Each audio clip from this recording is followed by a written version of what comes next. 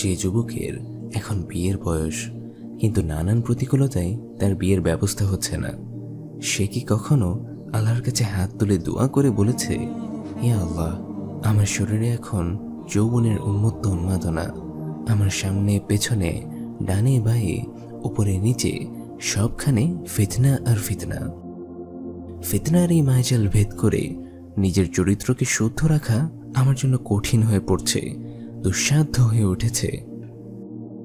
ইয়া রব, যদি আমার ভালো কোনো চাকরি না হয়, যদি আমার আর্থিক অবস্থার কোনো পরিবর্তন না হয়, তাহলে তো বিয়ে করাটা আমার জন্য এক প্রকার অসম্ভব হয়ে পড়বে। মাহবুদ, আমি ফিতনা থেকে নিজেকে বাঁচাতে চাই। আমি চাই একটি হালাল সম্পর্ক, যেখানে আমার চোখ শীতল হবে, আমার হৃদয় তৃপ্ত হবে, আমার অন্তর প্রশান্ত হবে। আপনি তো সকল ঐশ্বর্যের মালিক। আপনি তো পথের ভিখারিকে রাজা বানান, আমার রাজাকে বানান পথের ভিখারি। মাহবুদ, আপনার অঢেল অফুরন্ত ঐশ্বর্য থেকে আমার জন্য কিছু রিস্ক নির্ধারণ করুন। আমার জন্য বিয়েটাকে সহজ করে দিন।